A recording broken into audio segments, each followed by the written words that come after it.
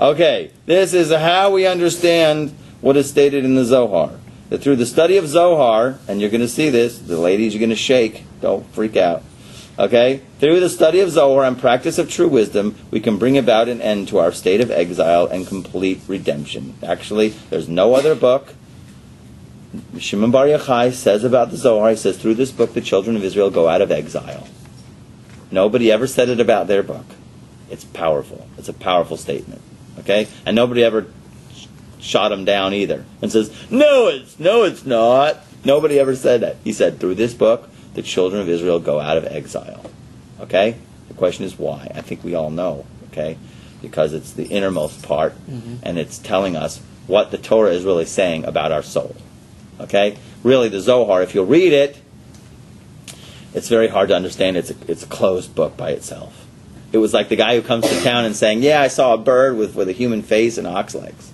And we're going, yeah, what? Yeah. Right? Shimon Bar Yochai. And then come the Arizal in the 16th century and says, well, it's not a literal human face, and it's not literal. And some people go, oh, yeah, okay, I think I'm getting something. And then the Baal Shem Tov came and brought the bird. Okay? He made the Zohar and the spirituality of what we can do come to life in our senses. Okay? 68. From what we have already seen, it is easy to understand that the Torah, like the world itself, I can't believe we're at 9 o'clock now. I'm so sorry. We have to finish this, folks. Okay. You gotta go. It's okay. No, please. From what we have already seen, it is easy to understand that the Torah, like the world itself, has an inner and outer aspect. Okay? The Torah has an inner and an outer. Likewise, the one who occupies himself or herself with Torah has these two levels.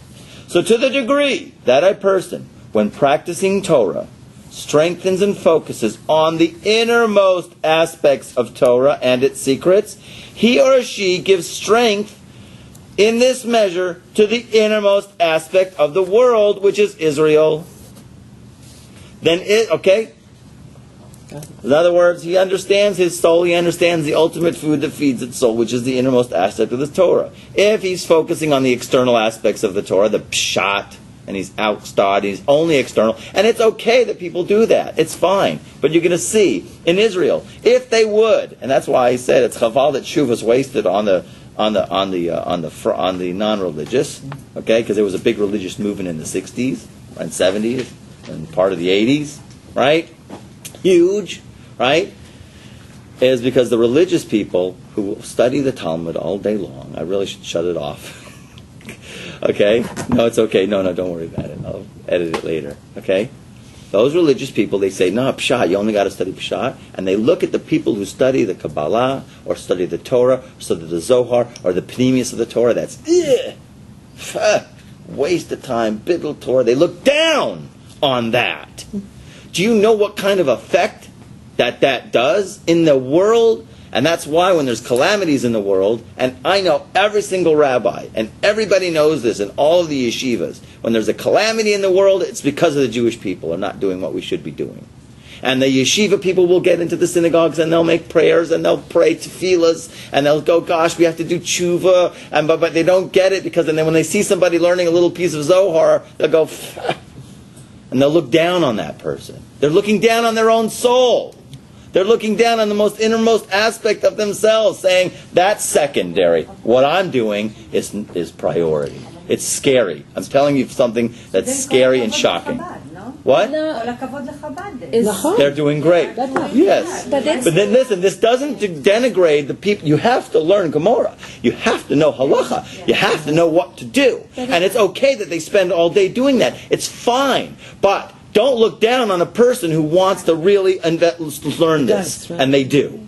So they do. They look down on a Kabbalah yeshiva, and they'll look down on a Kabbalah kollel, and they're saying they're not worth supporting, they're worthless. And when they say they're not worth supporting, and they're worthless, What are they doing? They're saying about their own soul, that their own soul is not worth supporting and is worthless and shouldn't be there. And then what happens? Then the Chilonim of Israel look at the religious people, because it's a reverberatory effect. Then the religious people look at the religious people saying, they're not worthy of supporting, we should get rid of them. They are not worthy of being around. And then the nations of the world say about Israel that they're not worthy of supporting and they shouldn't be around. And that's why we have all of the calamities, and he's going to get to that in his own words, as you're going to see. What happens is, if we don't really penetrate into our deepest self, at least, and you don't have to spend all day learning Zohar, you don't have to. You just have to make it know it's the innermost part, and it deserves support. Okay? That's what it deserves: respect and support. And you just have to know that is where it's at. Okay? And awe. Awe. Yeah. Talmud, which you have to learn it. You have to know it. But don't look down upon those who study the innermost. And if you look down, you just brought a Holocaust. That's why they're sending bombs and missiles to Israel. That's why the Chilonim hate the Datim. So they want to blame, they want to get into why are these calamities happening, and every Dati, every religious person knows it's because of them, but they don't know why. Okay. And here is saying why. Okay. So to the degree that a person, when practicing Torah, strengthens and focuses on the innermost aspects of Torah and its secrets, he or she gives strength to this measure of the innermost aspect of the world, which is Israel. Then Israel begins to fulfill its true function with respect to the nations, who then value Israel's role amongst them. Then shall the words of the prophet be fulfilled, and the people shall take them and bring them to their place, meaning the Jewish people, and the house of Israel will settle in the land of the Lord. Similarly, thus says the Lord God, behold, I will lift up my hand to the nations, and set up my standard to the peoples, and I shall bring your sons into their arms, and your daughters shall be carried on their shoulders, and the kings shall be your foster fathers, and their queens your nursing mothers, and you'll have Bill Gates' credit card. In other words, Israel, that is to say, the will to receive in order to serve God and each other, right, will triumph over the will to receive for oneself alone, that selfish aspect, the ego, which we'll call the nations, okay? Which will then act as support and handmaiden to the will to receive in order to give. Okay, that's the kabbalistic take of it. But God forbid the opposite could happen. A person of Israel might devalue the most intimate part of Torah with its secrets, which deal with the ways of our souls and their levels, devaluing also the intellectual considerations and reasons of the Torah, emphasizing instead the outermost aspect of the Torah that deals with practical issues alone.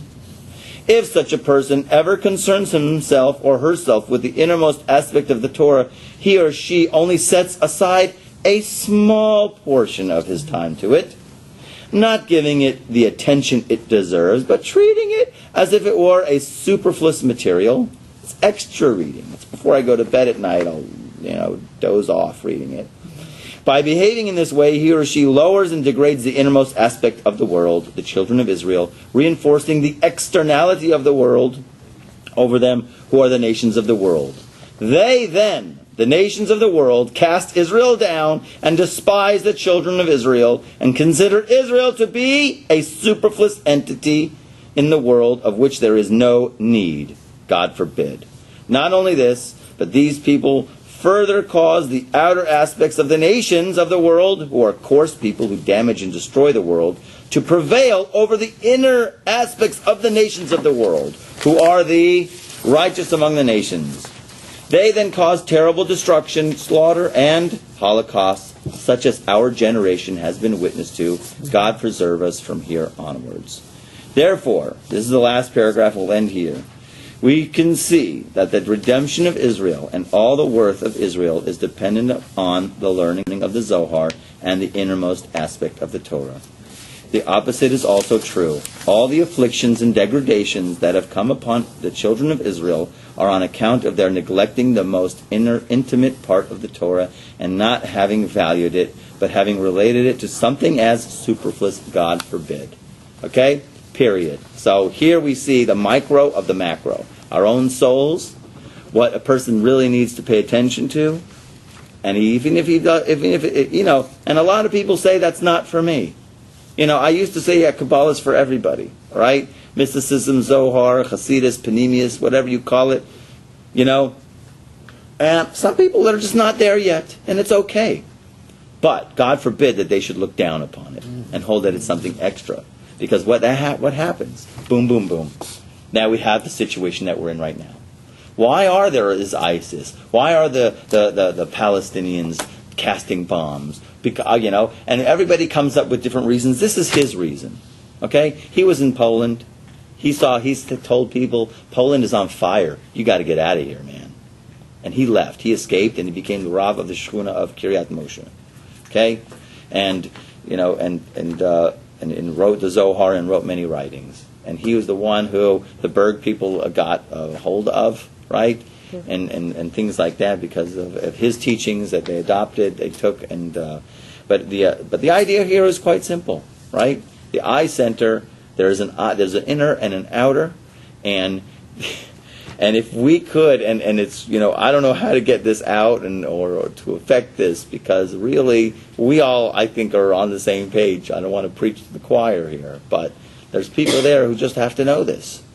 That if you have to make the soul more important and give it more precedence over the external parts, and it has an unbelievable effect in the world. Change the world's problems. Yeah, listen. This generation we're in an unbelievable generation where there's so much material on Pneumius of Torah. It is unbelievable how much we have access to what no one else in previous generations had. There's so many people who wrote books of unbelievable insights where we are constantly able to feast on things that nourish our soul, that give Torah relevance and meaning. I mean, Noah's Ark, you could read the whole thing of Noah and the Teva, but if you read the Baal Shem Tov, you go, oh my gosh, or the Rebbe Nachman, and you go, oh my gosh. It's all about tefillah. It's all about knocking out the whole external thoughts that bombard our minds when praying, and in meditation and deep soul connection. We become Noah's Ark when we pray, and we have to only seek truth. And then and that's what Noah's Ark is all about. It's the most unbelievable thing. If you read the Zohar and the text, boo! Wow! That's what it's talking about. It's a soul code. It's technology of the soul, how to connect to the infinite. Wow! That's awesome. Okay? Any other questions, comments, reactions? Yeah. If we're saying that the outside part of Judaism is like the learning the Peshat and the very nitty gritty of the halacha and basic Judaism, and then there's the innermost, which is the soul and the deeper learning. Is it possible for somebody to spend just their time just doing the inner part and neglecting the outer? You can't, because you can't become so highly lofty elevated where you're no earthly good. You have to know practical halakha. Right. You have to, right? So you have to learn both. As a matter of fact, they say equal time. You cannot spend all your time learning this. They say, listen, there's laws, there's rules of when you go into the Pneumius of Torah, when you go into the Kabbalah, more specifically, you have to know, your belly has to be full of the body of law and Talmud before you go into, okay? But nowadays they're saying you have to spend equal time because, the world is changing. Things are getting shaky. It's falling apart, as a matter of fact. And if we don't grasp the inner fast, right, and give it the precedence, Right, so it's usually the opposite. What I'm saying is it possible to be...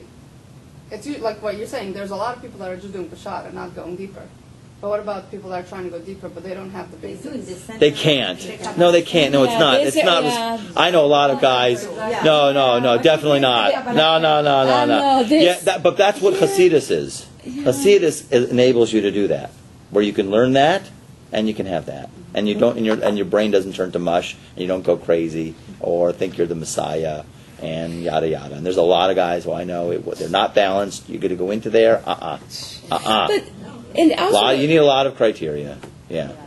But I'm telling you, the Hasidic masters have managed a way to take the Kabbalah and the innermost parts of the Torah and make it where it's edible. okay, where you can usually practice it, and it's all, and it's very deep, and you get great insights. But you got to know your laws. You got to know what to do. You can't, because you have to be grounded. Must be grounded, okay? But, like I say, you could learn Pshat all day in halacha, and you have to. But don't look down upon those people that do that. If they're responsible people. Of course, if they're nutcases that are sitting in a corner doing that, okay, then, we got issues, right? But there are many responsible people that dedicate themselves to learning this wisdom, and they shouldn't be considered as if,